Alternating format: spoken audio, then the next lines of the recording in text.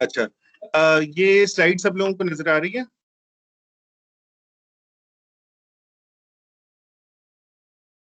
जी sir, आ रही हैं। Okay, सो आज हम लोग स्टार्ट कर रहे हैं एरर डिटेक्टिंग कोड से। एरर डिटेक्टिंग कोड जो है, इसका बैकग्राउंड क्या है? इसका बैकग्राउंड ये है कि आपने लेट्स से यहाँ से एक कैरेक्टर भेजा एक और कंप्यूटर को, लेट्स से अमेरिका, और कैरेक्टर आपने जो दबाया था वो ए था, ठीक है, और रास्ते में कोई एक वन जो था वो जीरो हो गया, या जीरो जो था वो वन हो गया, और वो वहां पे जो रिसीव हुआ वो बी था या सी था, ठीक है। अब जो रिसीवर एंड है उसके पास कोई तरीका नहीं है ये डिटेक्ट करने का कि ये डेटा करेक्ट है या नहीं, यानी आपने ए भेजा था उसको बी मिला, तो यू कैन ऑल्सो अज्यूम कि आपने भेजा ही बी था और कोई एरर नहीं हुई, हालांकि बीच में एरर हो गई है। इसी तरह से आपने 1200 रुपए भेजे थे, वहां पे 1300 रिसीव हो गए, दरमियान में एरर हुई है, और लेकिन जो रिसीवर है उसके पास कोई तरीका नहीं है डिटेक्ट करने का कि ये इंटेंशनल है या अनइंटेंशनल है। तो इस तरह की चीजों को अवॉइड करने के लिए हम लोग एक टेक्निक इस्तेमाल करते हैं, और उसको हम एरर डिटेक्शन कहते हैं। और एरर डिटेक्शन के अंदर हम लोग एक एडिशनल बिट, यानी जो है ना, जैसा इसकी कोड है उसमें 7 बिट्स होती हैं, तो 7 बिट के साथ हम एक एडिशनल बिट भेजते हैं जिसको हम लोग कहते हैं पैरिटी बिट। ये जो पैरिटी बिट है, ये यहाँ पे ये लिखा हुआ है, ये पैरिटी बिट हमें हेल्प करती है डिटेक्ट करने में कि कोई डेटा हमारा ट्रांसमिशन के दौरान करप्ट तो नहीं हो गया। तो ये किस तरह हम इसमें काम करते हैं? इसमें हम इस तरह से काम करते हैं कि हम पैरिटी बिट को भेजते वक्त जो सेंडर होता है वो इस तरह सेट करता है कि वो लेट्स से कहता है कि जो टोटल नंबर ऑफ वंस मैं आपको भेजूंगा डेटा प्लस पैरिटी, वो हमेशा इवन होंगे, यानी कि या मेरे सिग्नल में कोई वन नहीं होगा, या 2 वन होंगे, या 4 वन होंगे, या 6 होंगे, या 8 वन होंगे, इवन होंगे हमेशा। उसमें ऑड भी होता है लेकिन अभी हम इवन से इसको समझते हैं। तो वो कहेगा कि मसलन अगर आपने कोई भी डेटा भेजा और उसमें जो टोटल नंबर ऑफ वंस थे वो ऑड थे, तो वो पैरिटी बिट को वन पे सेट कर देगा। जब वो वन पे सेट कर देगा तो टोटल बिट्स जो हैं वो आपकी इवन हो जाएंगी। रिसीवर एंड को भी पता होगा कि आप इवन पैरिटी जो है वो इस्तेमाल कर रहे हैं, तो वो अगर तो उसको इवन नंबर ऑफ वंस मिले तो उसको पता है कि इस डेटा के अंदर कोई भी खराबी नहीं हुई। अगर उसको ऑड नंबर ऑफ वंस मिलते हैं, क्योंकि कोई एक बिट जो है वो वन की जीरो बन जाती है, जीरो की वन बन जाती है, तो फॉरन नंबर जो है वो इवन से ऑड हो जाएगा। तो जैसे ही उसको ऑड मिलेगा उसको पता लग जाएगा कि ये डेटा इनकरेक्ट है, और वो आपको दोबारा कहेगा कि इस डेटा को दोबारा भेजें। इसको हम लोग एक एग्जाम्पल से समझते हैं। ये अगर अभी आप इवन पैरिटी देखें तो इस तरह के आपने कोड जनरेट किया, ए का ए का कोड था 1000001, और आपने कहा कि मेरी इवन पैरिटी है, तो इसके साथ आपने एक और बिट ऐड की और उस बिट को आपने जीरो रखा। जीरो क्यों रखा? ताकि आपके टोटल नंबर ऑफ वंस जो हैं वो इवन रहे। तो ये चूंकि ऑलरेडी इवन था तो इसलिए इसको हम जीरो रखेंगे। इसी तरह से अगर आप कैरेक्टर भेजते हैं टी, इसमें आप देखें कि 3 वंस हैं तो ऑड नंबर ऑफ वंस हैं, तो हम पैरिटी बिट को वन पे सेट कर देंगे। अब टोटल नंबर ऑफ वंस जो हैं वो इवन हो गए। तो जब total number of ones even हो गए तो सो हर डेटा जो रिसीवर के पास आएगा उसमें इवन वंस होंगे। जब तक इवन वंस होंगे उसको पता होगा कि डेटा में कोई करप्शन नहीं हुई, और जैसे ही वो ऑड नंबर ऑफ वंस हो जाएगा तो साथ ही उसको पता लग जाएगा कि डेटा इनकरेक्ट है। तो इसमें हम कई दफा इवन पैरिटी भी इस्तेमाल करते हैं और ऑड पैरिटी भी इस्तेमाल करते हैं। Odd parity is the reverse. Odd parity अगर 2 कंप्यूटर्स इस्तेमाल करें तो वो टोटल नंबर ऑफ वंस को ऑड रखेगा, तो उसके ऑड पैरिटी के केस में वो इस केस में इसको वन कर देगा, ताकि ये टोटल नंबर ऑड रहे, और ये जो नीचे वाला है इसमें ऑलरेडी ऑड था तो इसलिए वो इसको जीरो कर देगा। तो ये है पैरिटी के साथ एरर डिटेक्शन कोड। ये अगर इस पे कोई किसी का कोई क्वेश्चन हो तो पूछ सकते हैं। सर ये समझ नहीं लगी, ज़रा रिपीट कर दे काइंडली। एग्जैक्टली क्या समझ नहीं आया आपको? सर ये और जो आप एरर डिटेक्टिंग बता रहे हैं ना, इनकी समझ नहीं लगी, इवन और इसकी और वाली की। अच्छा, अभी तक आप क्या समझ आया? पहले आप मुझे ये बताएं। सर ये जब इधर ये लास्ट पे दिया होगा ये इवन है, तो हमने ये देखना है एरर डिटेक्टिंग में कि हम कोई कोड भेजते हैं तो उस पर रिसीवर एंड में 1 को 0 शो होता है, 0 को 1 शो होता है, यही बस पता चला, थोड़ा सा लेट ज्वाइन हुआ ना मैं इस तरह से। अच्छा, तो बेसिकली हम लोग ये कर रहे हैं कि हम एक बिट ऐड कर रहे हैं अपने कोड के साथ, और उस बिट को हम सेट कर रहे हैं इवन पैरिटी के लिए कि उस बिट को मिला के टोटल नंबर ऑफ वंस जो है डेटा के अंदर वो इवन हो जाए, 2 हो या 4 हो या 6 हो या 8 हो। तो ये इवन के साथ हम कर रहे हैं, इवन पैरिटी के साथ। ऑड पैरिटी में टोटल नंबर ऑफ वंस को हम ऑड कर रहे हैं। तो दूसरे एंड के ऊपर जब ऑड नंबर, अगर आप इवन पैरिटी इस्तेमाल कर रहे हैं और आपके नंबर ऑफ वंस ऑड हैं, तो उसको पता लग जाएगा कि देयर वाज एन एरर। ठीक है, क्लियर हुआ? यस सर, इवन में यानी इवन में जब होगा तो एरर होगा, इसका मतलब ये है। नहीं, इसका मतलब है कि अगर आप इवन पैरिटी इस्तेमाल कर रहे हैं और आपके नंबर ऑफ वंस जो रिसीव हो रहे हैं वो ऑड हैं, तो फिर एरर है। Okay sir. जी, एनी अदर सर हम क्वेश्चन? पहले क्या चीज?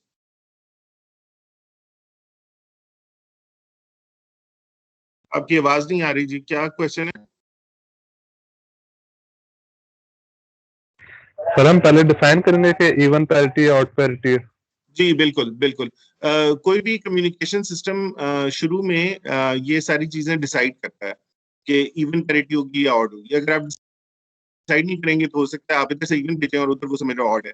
तो यस, ये पहले प्रोटोकॉल डिसाइड हो जाता है कि कौन सी पैरिटी इस्तेमाल होगी, उसके बाद दोनों कंप्यूटर्स कम्युनिकेट करना स्टार्ट करते हैं। जी, एनी अदर क्वेश्चन? ओके, तो ये हमने अभी कर लिया है।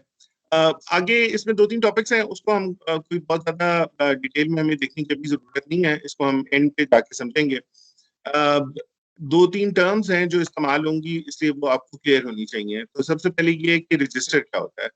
कंप्यूटर सिस्टम्स में जब हम रजिस्टर की बात करते हैं, तो what do we mean by register? So a register is a group of binary cells. Binary cell क्या होता है? Binary cell is a device that possesses two stable states and is capable of storing one of the two states. So, इसको आसान लफ्जों में हम इस तरह से समझ सकते हैं कि बाइनरी सेल एक ऐसा सेल है जिसमें आप 1 स्टोर कर सकते हैं या 0 स्टोर कर सकते हैं, यानी उसके अंदर आप कोई भी डेटा जो है वो स्टोर कर सकते हैं एक बिट का। उसको आप 1 पे सेट कर सकते हैं या 0 पे सेट कर सकते हैं, और जब तक उसको पावर रहती है वो ये डेटा अपने अंदर रिटेन करते रहता है। उसके बाद हम इन बाइनरी सेल्स को कंबाइन कर देते हैं, और जब कंबाइन कर देते हैं तो जो जो बहुत सारे बाइनरी सेल से मिलके एक चीज बनती है, उसको हम लोग रजिस्टर कहते हैं। नॉर्मली रजिस्टर जो है वो 8 बिट्स का होता है या वो 32 बिट्स का होता है। यानी 8 बिट का रजिस्टर का मतलब है कि उसके अंदर, एक रजिस्टर के अंदर आप एक अल्फाबेट जो है वो स्टोर कर सकते हैं, कोई भी एक अल्फाबेट। अगर 16 बिट का रजिस्टर हो तो इसका मतलब उसमें 2 अल्फाबेट्स आ सकते हैं, और अगर 32 बिट का हो तो इसका मतलब उसमें 4 अल्फाबेट्स जो हैं वो स्टोर किए जा सकते हैं। तो ये रजिस्टर्स होते हैं, ये बहुत ज्यादा इस्तेमाल होते हैं कंप्यूटर्स के अंदर। और इनको हम क्लास के कोर्स के एंड में देखेंगे कि रजिस्टर हम लोग बनाते किस तरह से हैं और उसको यूज किस तरह से करते हैं। लेकिन अभी के लिए सिर्फ इतनी डेफिनेशन काफी है कि रजिस्टर क्या होता है। तो register is a group of binary cells. A register with n cells can store any discrete quantity of information that contains n bits. ठीक है जी, यहाँ तक क्लियर है?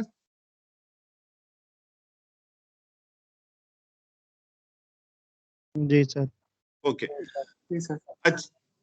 अच्छा, आगे ये डिजिटल कंप्यूटर एग्जांपल है इस स्लाइड के अंदर। ये आप ज़ाहिर है बहुत दफा देख चुके हैं, इसलिए इसके अंदर कोई ऐसी नई चीज नहीं है। कोई भी डिजिटल कंप्यूटर जो है उसके 3 मेजर पोर्शंस हैं। एक उसका सीपीयू है, एक मेमोरी है, और एक इनपुट आउटपुट आपके यूनिट्स हैं। तो इनपुट आउटपुट का भी आपको पता है, आपका LCD screen, modem, speakers, keyboard, ये आपके इनपुट आउटपुट डिवाइसेस हैं। मेमोरीज आपकी डी रैम्स हैं, एस रैम्स हैं, हार्ड डिस्क ड्राइव है, एसडी रैम है, and so on and so fourth. जो सीपीयू है उसके अंदर 2 बेसिक, यानी पूरे जो हम आपका सीपीयू होता है, जो माइक्रो प्रोसेसर जिसको हम लोग कहते हैं, इसमें इंटेल का कोर 2 डुओ है या कोई भी और चीज है, उसको आप हमेशा दो हिस्सों में डिवाइड कर सकते हैं। एक उसका होता है कंट्रोल यूनिट और दूसरा है आपका डेटा पाथ। अच्छा, डेटा पाथ जो है ये वो यूनिट होता है जिसके अंदर सारे ऑपरेशन वो परफॉर्म करता है, यानी कोई भी mathematical operation, multiply, divide, sign लेना, कॉस लेना, कोई भी चीज जो है, जो भी करना है, वो डेटा पाथ के अंदर होता है। और जो कंट्रोल यूनिट है, वो कंट्रोल यूनिट उसको डेटा पाथ को बताता है कि तुमने करना क्या है, यानी कि इस नंबर का साइन ऑफ एक्स लेना है, इस नंबर का टेंजेंट लेना है, इस नंबर को ऐड करना है, इस नंबर को मूव करना है, इसको कम करना है, इसको ज्यादा करना है, इन दो को कंपेयर करना है। तो ये सारी जो इन्फॉर्मेशन होती है ये कंट्रोल यूनिट से आती है। और डेटा पाथ के अंदर वो सर्किट्स बने हुए होते हैं जिसके अंदर ये सारे ऑपरेशंस परफॉर्म हो रहे होते हैं। और कंट्रोल यूनिट को सब पता लगता है क्या करना है, वो मेमोरी से कम्युनिकेट करता है और आपका जो प्रोग्राम होता है उसकी एक एक इंस्ट्रक्शन को वो लेता है और उस इंस्ट्रक्शन में देखता है कि डेटा को क्या करना है, डेटा पाथ को इंस्ट्रक्शंस देता है और फिर डेटा पाथ अपना जो भी रिजल्ट होता है वो वापस लिखवा देता है। वो या आईओ में चला जाता है या फिर वो वापस मेमोरी में चला जाता है। ठीक है, तो ये बेसिक आपका डिजिटल कंप्यूटर है। Any questions on this?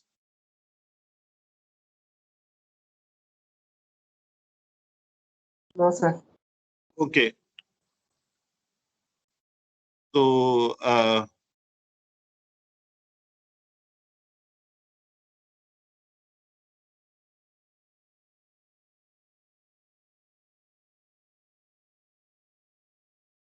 ये चलें अभी इसको हम लोग छोड़ देते हैं, या चलें इसको हम देख लेते हैं। यहाँ पे उसने एक छोटी सी मिसाल दी है कि किस तरह से इंफॉर्मेशन ट्रांसफर होती है कीबोर्ड से मेमोरी तक। ठीक है, तो यहाँ पे अगर आप सबसे नीचे वाला तस्वीर देखें तो इसके अंदर आपके पास एक कीबोर्ड है और उस ये क्या हो गया, एक सेकंड,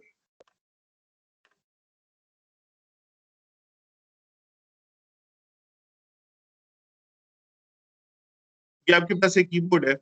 कीबोर्ड के ऊपर आपने टाइप किया जॉन, JOHN। सो आपने चार अल्फाबेट्स जो थे वो, ये चार अल्फाबेट्स का मतलब हर अल्फाबेट के लिए आपको 8 बिट्स चाहिए, यानी पैरिटी की 1 बिट और उसके अलावा 7 बिट्स का एस्की कोड।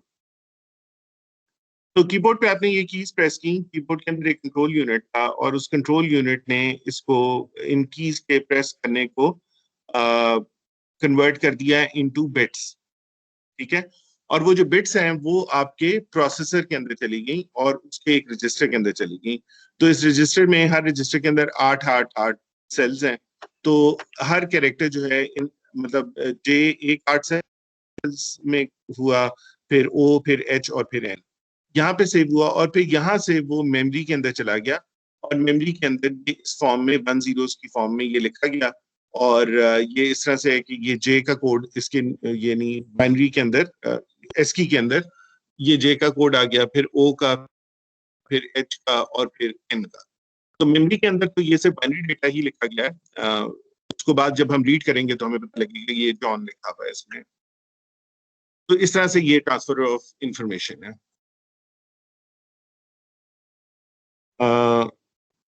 चलें आगे, हम लोग अब चलते हैं बाइनरी लॉजिक के ऊपर। तो पिछले मटेरियल से कोई अगर क्वेश्चन हो तो पूछ सकते हैं आप लोग, नहीं तो हम फिर आगे चलते हैं।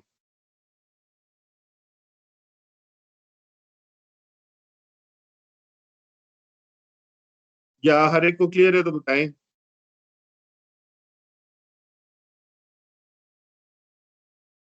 सर बैक वाले यस में जो सर, क्लियर पैरिटी है। बिट थी वो हमने 0 क्यों रखी है?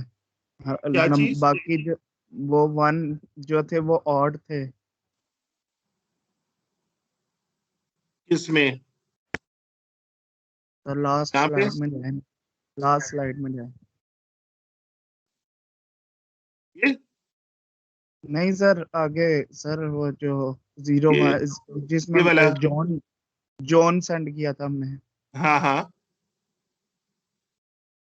सर उसमें जो ये आपने कहा था कि ऊपर ये जो JOHN है इसके साथ एक पैरिटी बिट है और 7 ASCII के है। हाँ तो जी, इसमें नंबर ऑफ वंस तो हमारे पास ऑड है, तो हमने फिर पैरिटी बिट 0 की यूज की है। क्योंकि हो सकता है इसमें हम ऑड पैरिटी यूज कर रहे हो।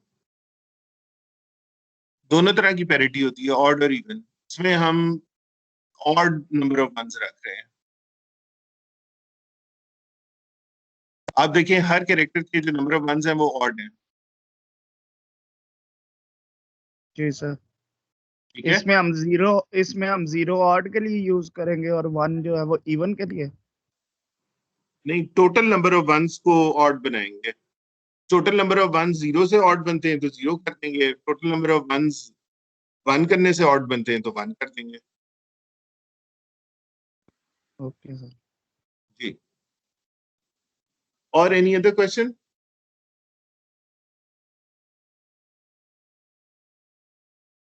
अच्छा, चलें अब हम लोग आते हैं कि हमारा आखिरी टॉपिक है इस चैप्टर का, बाइनरी लॉजिक। ठीक है, तो सबसे पहले तो बाय डेफिनेशन हम देख लेते हैं बाइनरी। बाइनरी का मतलब है टू। ठीक है, सो ये जो भी लॉजिक है हमारी के अंदर हमारे पास जो हमारे वेरिएबल्स हैं वो हमेशा दो ही वैल्यूज लेंगे। इसको इससे कंफ्यूज नहीं करना कि वेरिएबल भी दो होंगे, वेरिएबल्स 200 भी हो सकते हैं, लेकिन हर वेरिएबल जो है उसकी जो वैल्यू होगी वो या 1 होगी या 0 होगी। ठीक है, और और इसमें हम लोगों के पास कुछ लॉजिकल ऑपरेशंस हैं वो हम लोग करेंगे। सो जो हमारे बेसिक लॉजिक ऑपरेशंस हैं वो है एंड और नॉट। ठीक है, तो so we will have a set of variables and we will have set of basic logic operations जिसमें एंड का ऑपरेशन है और का और नॉट का। तो ये आप लोगों को वैसे क्लियर होगा एंड और नॉट क्या होता है, लेकिन हम इसको फॉर्मली भी एक दफा पढ़ लेते हैं। तो एंड ऑपरेशन ये है कि this operation is represented by a dot. So एक चीज तो आपने याद रखनी है कि इसकी रिप्रेजेंटेशन एक डॉट से होती है। ठीक है, या डॉट होगा या कुछ भी नहीं होगा। X dot Y is equal to G लिखा हुआ है और यहाँ पे X Y equal to G लिखा हुआ है। इन दोनों को आप रीड करेंगे X and Y is equal to G. ठीक है, सो या डॉट होगा या अगर कुछ भी नहीं होगा तो दैट मीन्स कि वो डॉट है। और ये लॉजिकल ऑपरेशन होगा एंड के लिए।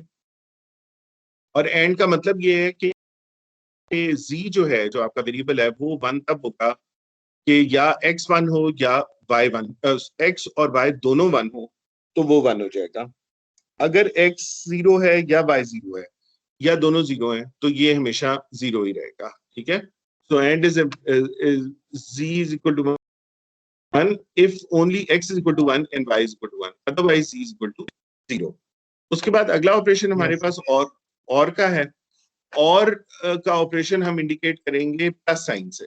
ठीक है, सो ये जब आप प्लस देखें तो ये ना समझें कि ये प्लस है, ये एक्चुअली और है। तो ये x प्लस वाई जब लिखा होगा तो आप इसको रीड करेंगे x और y is equal to z। और ये और का फंक्शन है, इसका ये मतलब है कि z जो है वो 1 हो जाएगा, चाहे x 1 हो या y 1 हो या दोनों 1 हो। तो ये वाहिद ये सिर्फ जीरो तब होगा z जब x और y दोनों जीरो होंगे। और तीसरा फंक्शन हमारे पास नॉट का है। नॉट का फंक्शन ये है कि ये इसको हम लोग कई दफा बार से भी रिप्रेजेंट करते हैं और कई दफा हम लोग एक प्राइम से भी रिप्रेजेंट करते हैं। सो ये x prime is equal to z या x bar is equal to z, तो ये नॉट का ऑपरेशन है। इसका मतलब है कि x अगर 1 होगा तो y 0 होगा, अगर x 0 होगा तो y 1 होगा। तो ये हमारे हो गए तीनों बेसिक ऑपरेशन। ये इनके हैं ट्रुथ टेबल्स। तो ट्रुथ टेबल क्या होता है कि आप ऑल पॉसिबल कॉम्बिनेशंस जो बन सकते हैं गेट की इनपुट के ऊपर उनको लिस्ट करते हैं और उनके अगेंस्ट आप आउटपुट बताते हैं कि आउटपुट क्या हो सकती है। तो अब आपके पास चूंकि x और y हैं, दो वेरिएबल्स हैं, तो 2 raised to power 2 is equal to 4। So in 4 combinations बन सकते हैं, 0 0 0 1 1 0 एंड 1 1। और आप फिर एंड गेट के केस में बताते हैं कि इस कॉम्बिनेशन के साथ आउटपुट क्या है। ये इंडिकेट कर रहा है कि जब x भी 0 है और y भी 0 है तो z इज 0। फिर x 0 है, y 1 है, z फिर 0 है। फिर x 1 है, y 0 है, z 0 है। और जब x भी 1 है, y भी 1 है तो फिर z जो है वो 1 है। यहाँ पे और का ट्रुथ टेबल है, अगेन दो वेरिएबल्स हैं, 4 कॉम्बिनेशंस हैं और इसमें वो इंडिकेट कर रहे हैं कि जब x और y दोनों 0 हैं तो z जो है वो 0 है। उसके अलावा जब भी इनमें से कोई एक भी 1 है तो z जो है वो आपका 1 है। ये इसका ट्रुथ टेबल है। नॉट का ट्रुथ टेबल में से 2 एंट्रीज होंगी क्योंकि इसके अंदर सिर्फ एक वेरिएबल ही है इनपुट पे, तो वो वेरिएबल या 0 हो सकता है या 1 हो सकता है। सो जब वो 0 है तो z 1 है और जब वो 1 है तो Z 0 है, तो इसको हम लोग ट्रुथ टेबल कहते हैं। Any questions on this? No sir. Okay, तो ये इनके गेट्स के सिंबल हैं, ये आपने देखे होंगे। ये एंड गेट है जो जिसका मुंह आगे से गोल है। ये इसके दो इनपुट्स हैं, इस साइड पे एक्स और वाई, जी इसकी आउटपुट है। यहाँ पे आप आ जाए तो ये आपका और गेट है, इसके भी दो इनपुट्स हैं और ये जी इसकी आउटपुट है। और ये आपका नॉट गेट है, इसकी एक ही इनपुट होती है एक्स और इसकी आउटपुट जो है वो जी है। ये इनके सिंबल्स हो गए। इसको अगर हम इलेक्ट्रिकल पॉइंट ऑफ व्यू से देखें एंड गेट को, तो एंड गेट एक इस तरह का सर्किट है जिसमें दो स्विचेस हैं और दोनों स्विचेस जो हैं वो सीरीज के अंदर लगे हुए हैं, विच मीन्स के ये बल्ब जो है वो तब तक ऑन नहीं होगा जब दोनों स्विचेस जो हैं उनको हम ऑन नहीं करेंगे। अगर एक भी स्विच ऑफ है या दोनों स्विच ऑफ हैं तो बल्ब ऑन नहीं होगा। जबकि और के केस में ये दोनों स्विचेस पैरेलल के अंदर है, तो इसमें से कोई एक स्विच भी हम अगर ऑन कर दें तो बल्ब ऑन हो जाता है। ठीक है, तो ये सर्किट के पॉइंट ऑफ व्यू से। अच्छा, बाइनरी लॉजिक हम लोगों ने अगर इन टर्म्स ऑफ वोल्टेजेस बात करेंगे, हम लोगों ने क्लास में भी डिस्कस किया था कि हमारी वोल्टेजेस की रेंज होगी जिसको कि हम लोग 0 कहेंगे, और फिर एक और रेंज होगी जिसको कि हम लोग 1 कहेंगे। तो यहाँ पे वो दिखा रहा है कि आपकी वोल्टेज की रेंज है 0 से लेके 3 तक, ठीक है, और 0 से लेके 1 वोल्ट तक यहाँ पे जो भी वोल्टेज आती है उसको हम लोग लॉजिक 0 कहते हैं। और फिर 2 से लेके 3 तक जो भी वोल्टेज होती है उसको हम लॉजिक 1 कहते हैं। लेकिन फिर इसके अंदर एक अनडिफाइंड रीजन भी आता है जो 1 से लेके 2 के दरमियान है। यहाँ पे कोई भी वोल्टेज अगर इस लेवल पे आई तो उसको हम अनडिफाइंड कहेंगे, हम उसके बारे में अज्यूम नहीं करेंगे कि वो 1 है या वो 0 है, तो हम कहेंगे हमें नहीं पता कि क्या है, मे बी वो कोई नॉइज है जिसकी वजह से हो रहा है। तो यही चीज उसने यहाँ पे आपको इंडिकेट की है कि ये लॉजिक 0 है। लॉजिक 0 जो है वो 1 वोल्ट तक चल रहा है, फिर 1 से 2 तक अनडिफाइंड रीजन चल रहा है, और फिर 2 से 3 तक लॉजिक 1 हमारा चल रहा है। ठीक, एनी क्वेश्चंस ऑन दिस?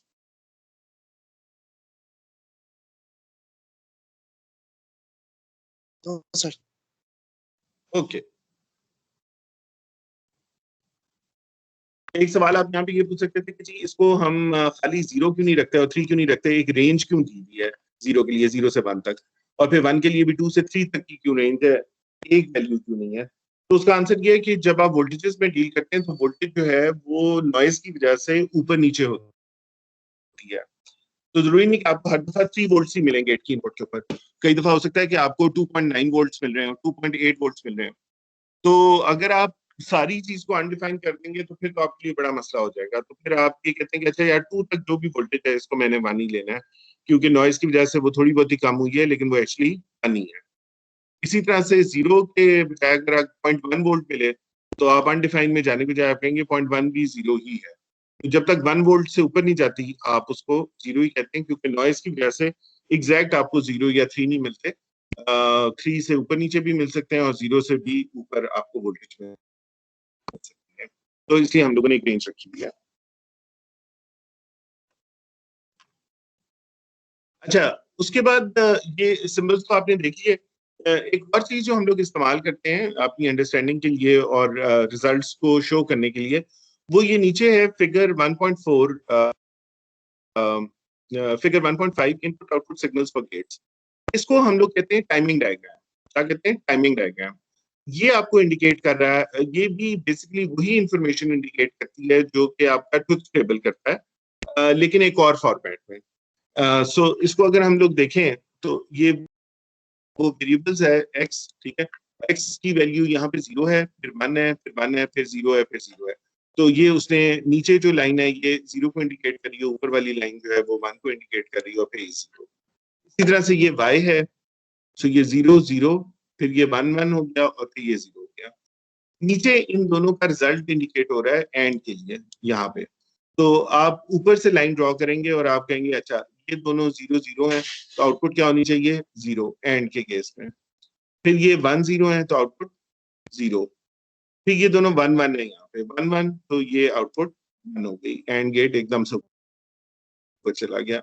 उसके बाद फिर ये इनपुट्स हो गई 0 1, तो ये फिर 0 हो गई, और यहाँ पे ये फिर हो गई 0 0, तो जो एंड गेट का आउटपुट है वो 0 चला गया। तो एंड गेट की आउटपुट इस तरह की नजर आएगी। इसके बरक्स अगर हम लोग देखें और गेट एक्स और वाई, तो उसका भी यही तरीका है कि हम देखेंगे 0 0 0 0 के केस में तो ये 0 होता है, लेकिन 1 0 के केस में दिस इज 1, 1 1 के केस में भी ये 1 है, और फिर 0 1 के केस में भी ये 1 है। तो ये इधर से लेके इधर तक 1 रहेगा। अब ये जब दोनों 0 0 हो गया तो ये फिर 0 हो जाएगा। और नॉट जो है वो ऑब्वियसली वो सिर्फ एक्स के लिए है, तो आप सिर्फ एक्स को देखें, एक्स जहाँ पे लो है नॉट वहां पे हाई है, एक्स जहाँ पे हाई है वहां पे नॉट जो है वो लो है। तो हम लोग टाइमिंग डायग्राम कहते हैं। So it's the same data but represented in graphical form. ठीक है जी, एनी क्वेश्चंस ऑन दिस?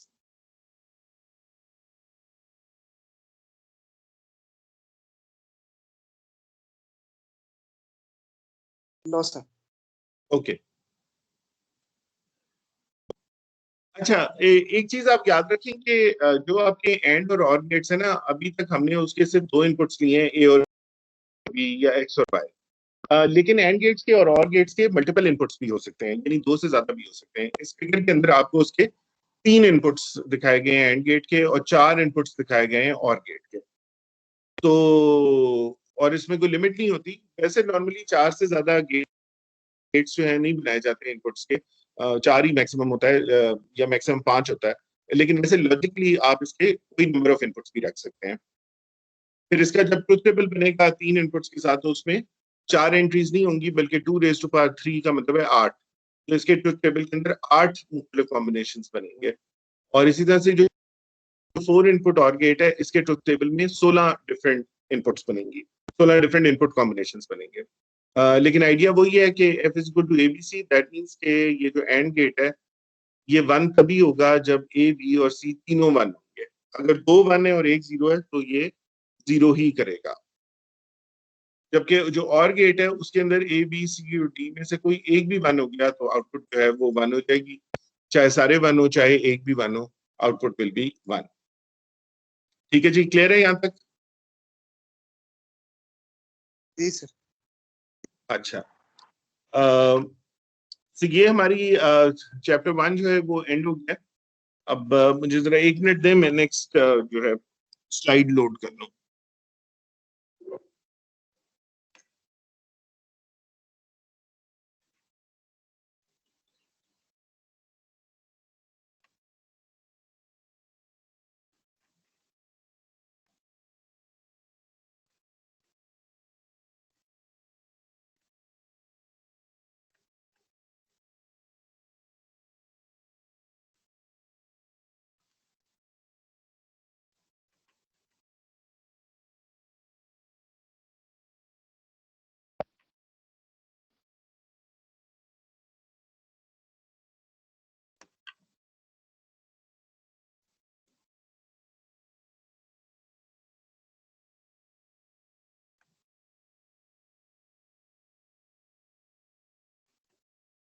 जी, ये स्लाइड नजर आ रही है आप सबको?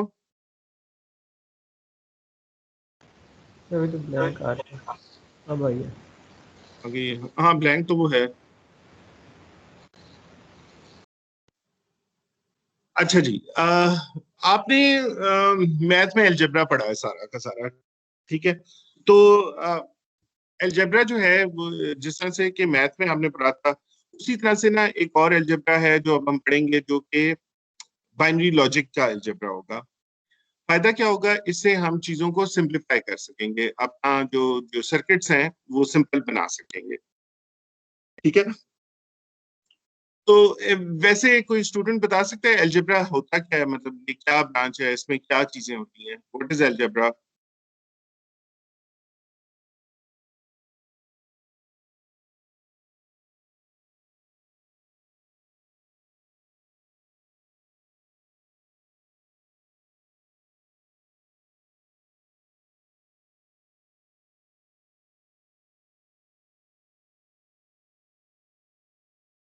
और एक्सप्रेशंस होते हैं इसमें। अच्छा, और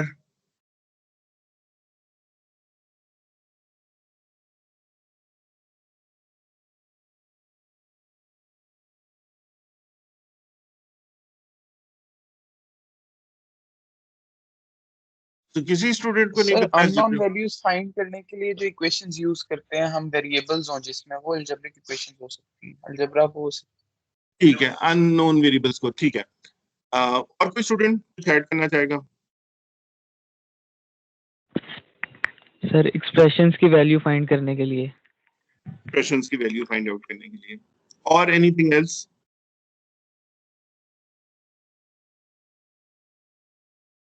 अच्छा, अलजेब्रा जो है एक मैथमेटिकल सिस्टम है, और मैथमेटिकल सिस्टम है, इसके अंदर तीन चीजें होती हैं, ठीक है। अलजेब्रा के अंदर वो तीन चीजें क्या हैं हमारी? It has a set of sir elements. Relation, sir relation भी होता है नहीं, इसमें। ये हाँ, रिलेशन भी होता है, बिल्कुल सही कह रहे हैं। सो मैथमेटिकल सिस्टम है, इसके अंदर सेट ऑफ एलिमेंट्स है, सेट ऑफ ऑपरेटर्स है, एंड एक्सियम्स और पोस्टुलेट्स है। यानी कि सेट ऑफ एलिमेंट्स क्या है? सेट ऑफ एलिमेंट्स हैं आपके जो आपके वेरिएबल्स होते हैं, x y z a b c, जो भी आपके जिनके ऊपर आप ऑपरेट कर रहे होते हैं। उसके बाद आपके पास एक सेट ऑफ ऑपरेटर्स हैं, यानी कि क्या क्या मैथमेटिकल ऑपरेशंस हैं जो उन एलिमेंट्स के ऊपर आप कर सकते हैं। मिसाल आपके ऑपरेटर्स हैं multiply, divide, subtract, add, inverse, या कोई भी और मैथमेटिकल ब्रैकेट्स, ठीक है, लार्ज ब्रैकेट, स्मॉल ब्रैकेट्स, सारा कुछ। तो ये आपके ऑपरेटर्स होंगे, ठीक है। और उसके बाद उसके कुछ एक्सियम्स या पोस्टुलेट्स होते हैं। एक्सियम या पोस्टुलेट क्या होता है? एक स्टेटमेंट होती है जिसको हम लोग ट्रू प्रूव कर चुके भी होते हैं, इसलिए इसको बार बार हमने प्रूव नहीं करना होता। हम उसको इस्तेमाल करते हुए इन एलिमेंट्स को सिंप्लीफाई करते हैं। तो कोई भी बहुत सारे एक्सियम्स हैं, मसलन के 2 नंबर 2 जमा 2 4 होता है, तो ये एक एक्सियम ही है एक तरह का। और इस तरह के बहुत सारे और रूल्स हैं, आपने पढ़े होंगे एक्सियम्स के। एसोसिएटिव लॉ क्या होता है, डिस्ट्रीब्यूटिव लॉ क्या होता है, कम्यूटेटिव लॉ होता है, इनवर्स का लॉ होता है, आइडेंटिटी का लॉ होता है। तो वो ये सारे के सारे इसके एक्सियम्स होते हैं।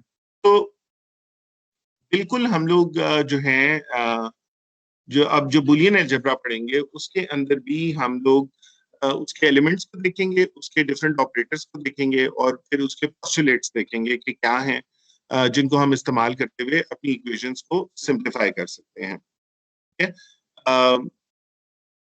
तो इसके अंदर ये है कि अलबत्ता हमारे पास जो इनपुट्स हैं वो हमेशा बाइनरी होंगी, यानी कि 1 या 0 होंगी।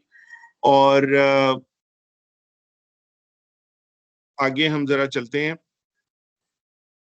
तो ये आगे थोड़ी सी सिंपल डेफिनेशंस हैं, ये आपने ये नहीं पहले भी की हुई है, इसके अंदर कोई ऐसी नई चीज नहीं है, लेकिन हम इसको थोड़ा सा एक दफा रिवाइज कर लेते हैं ताकि जिन स्टूडेंट्स को बिल्कुल याद नहीं है उनको भी याद आ जाए कि ये हमने किया था तो ये क्या था, ठीक है। तो सबसे पहली चीज तो सेट है। So can you student tell me what is a set? Sir एक यूनिट जिसके नंबर जो होता है वो एक मल्टीपल सेट। चीजें होती है। ठीक है, सो एक कलेक्शन है ऑब्जेक्ट्स की जिन सब में कोई एक कॉमन प्रॉपर्टी है, ठीक है। A set is a collection of having the same property. For example, set of natural numbers, ठीक है, या set of binary numbers. तो सेट कोई भी हो सकता है। फॉर एग्जाम्पल यहाँ पे उसने कहा कि जी ये एक सेट है हमारा S, और उसके एलिमेंट्स हैं 1 2 3 4, और इसको हम लोग इस तरह से करते हैं कि if x is equal to 2 then x belongs to S, if y is equal to 5 then y does not belong to x। यानी कि एलिमेंट्स को हम देखते हैं कि वो इस सेट को बिलोंग करते हैं या नहीं करते। तो 5 इस सेट का हिस्सा नहीं है, 2 जो है वो इस सेट का हिस्सा है, ठीक है। अच्छा, अब हम ऑपरेटर्स के ऊपर आते हैं कि बाइनरी ऑपरेटर क्या है। बाइनरी ऑपरेटर जो है वो कोई इस तरह का ऑपरेटर है जो कि आपका जो एलिमेंट्स हैं, जो सेट के एलिमेंट्स हैं, उनको किसी रूल के तहत उन पे अप्लाई होता है, और उसके बाद जो उसका आंसर आता है वो आंसर भी उस सेट का ही हिस्सा होता है। मीनिंग कि अगर आपका सेट बाइनरी नंबर्स का है 1 और 0, तो बाइनरी ऑपरेटर एक ऐसा ऑपरेटर होगा जिसको ऑपरेट करने के बाद भी आपका आंसर या 1 या 0 आएगा। ये नहीं होगा कि बाइनरी ऑपरेटर इस तरह का हो कि उसको ऑपरेट करने के बाद आपका आंसर 2 या 3 या 4 या A या B कोई चीज भी बन जाए।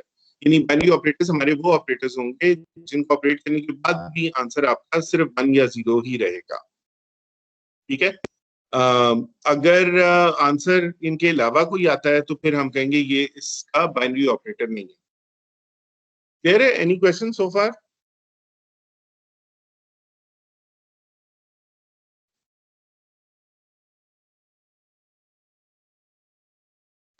No sir. ओके,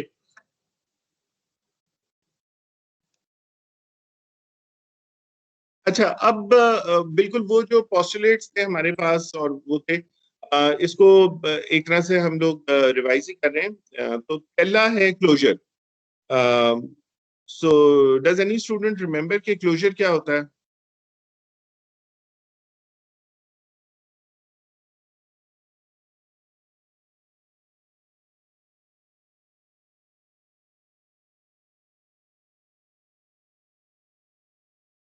नहीं सर।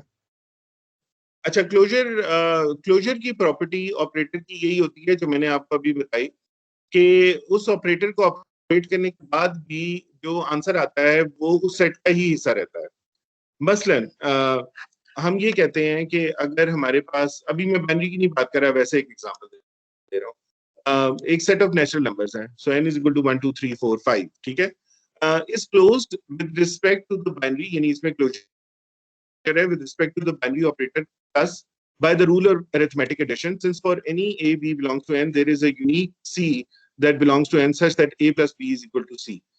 अच्छा, वो ये कह रहा है कि मसलन अगर आपके पास सेट ऑफ नेचुरल नंबर्स है, तो अगर हम एडिशन की बात करें, नॉर्मल एडिशन की, तो हम इस सेट ऑफ नेचुरल नंबर्स के कोई भी दो नंबर्स को ऐड करें तो जो आंसर आता है वो इस सेट ऑफ नेचुरल नंबर्स के अंदर ही होता है। यानी कि 3 और 2 का ऐड करूंगा तो 5 आएगा, तो 5 भी नेचुरल नंबर ही है।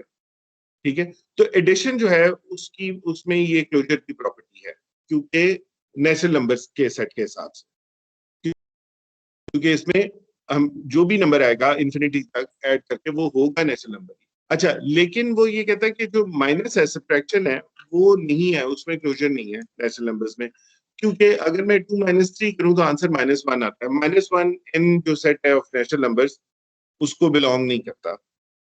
तो set of natural numbers is closed with respect to addition but is not closed with respect to subtraction। ठीक है जी, क्लियर हो गया हर एक को? लेकिन सर 4 - 3 करे तो 1 बनता है। हाँ, लेकिन हर कॉम्बिनेशन के लिए होना चाहिए ना, हर कॉम्बिनेशन के लिए। कुछ के लिए है, कुछ के लिए नहीं है। जो एडिशन है वो आप दुनिया के कोई दो नंबर्स ऐड कर ले, वो नेचुरल नंबर ही बनेंगे। सही है। ठीक है, अच्छा, उससे अगला हमारा लॉ होता है जिसको हम लोग एसोसिएटिव लॉ कहते हैं। तो किसी स्टूडेंट को याद है एसोसिएटिव लॉ क्या होता है, या एसोसिएटिविटी क्या होती है? चेंज कर देते हैं जिसमें 3 कंपोनेंट्स आ जाते हैं। ठीक है, और सर अगर फर्स्ट 2 के इर्द गिर्द ब्रैकेट है तो फिर सेकंड पे इज इक्वल टू के बाद सेकंड 2 के हाँ बाद आ जाएगी ब्रैकेट। हाँ, यानी कि बिल्कुल 3 वेरिएबल्स हैं, लेकिन उसमें ऑर्डर इंपॉर्टेंट नहीं है कि किस ऑर्डर में आप उनको हल करें तो आंसर वही आएगा। यानी कि वो ये इंडिकेट कर रहे हैं यहाँ पे, ये कोई भी ऑपरेटर है स्टार, अभी हम इस ऑपरेटर को नहीं देख रहे कि ये क्या है, हम बस सिर्फ ये बता रहे हैं कि एसोसिएटिव लॉ क्या है। तो कहता है कि अगर एक्स स्टार वाई है स्टार जी है, तो ये आप इसको एक्स स्टार वाई स्टार जी भी कर सकते हैं। यानी पहले आप 5 स्टार जी को कैलकुलेट कर लें और फिर उसको एक्स स्टार करें, या आप एक्स स्टार वाई कर लें और उसको फिर स्टार के साथ जी करें, तो आंसर आपका सेम ही आता है। ठीक है, तो ये एसोसिएटिव लॉ है। ठीक, उसके बाद कम्यूटेटिव लॉ क्या होता है, किसी को याद है? या कम्यूटेटिव प्रॉपर्टी क्या होती है? सर इसमें 2 कंपोनेंट्स आते हैं। हाँ, 2 आते हैं, और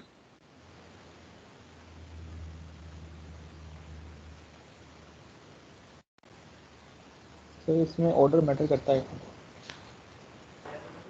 इसमें भी Choice- ऑर्डर में नहीं, कम्यूटेटिव सर में इसमें ऑर्डर जैसे प्लस सर 2 + 3 5 होता है तो 3 + 2 भी 5 होता है। हाँ, तो ऑर्डर मैटर नहीं करता। जी सर।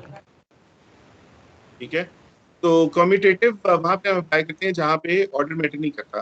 सो प्लस के केस में कम्यूटेटिव लॉ अप्लाई होता है, माइनस के केस में नहीं होता, माइनस कम्यूटेटिव नहीं है, क्योंकि -3 -2 का आंसर और है और 2 -3 का आंसर और है।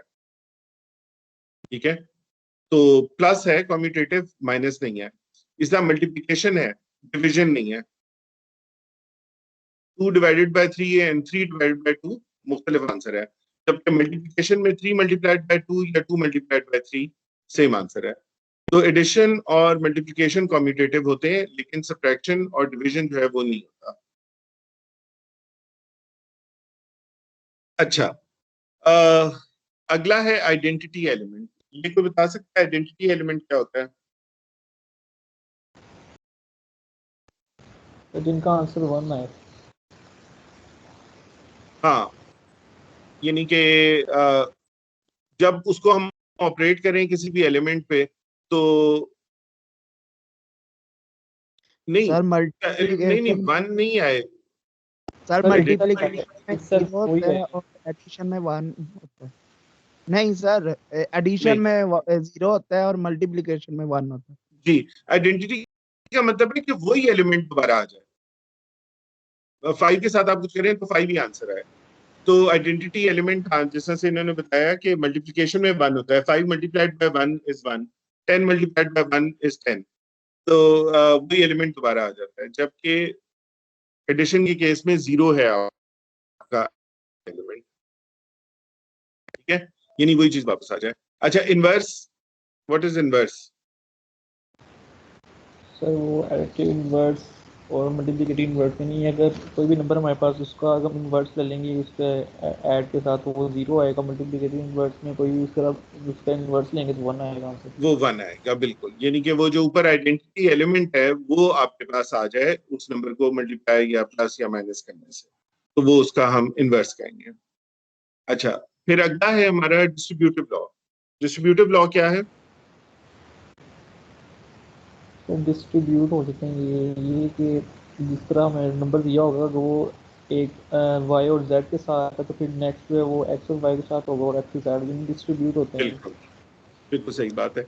ये देखें, ये उसने दिखाया हुआ है कि x star y dot z था, तो इसको हम लिख सकते हैं x star y dot x star z, distribute कर सकते हैं। ये है डिस्ट्रीब्यूटिव लॉ। चलें, अभी के लिए इतना काफी है। अब हम 10 मिनट की ब्रेक लेते हैं। अभी 11:20 हुए हैं, तो 11:30 पे हम रीस्टार्ट करते हैं। आप लोग 10 मिनट की ब्रेक ले रहे हैं। जी सर। रिकॉर्डिंग मैं अभी बंद कर रहा हूँ।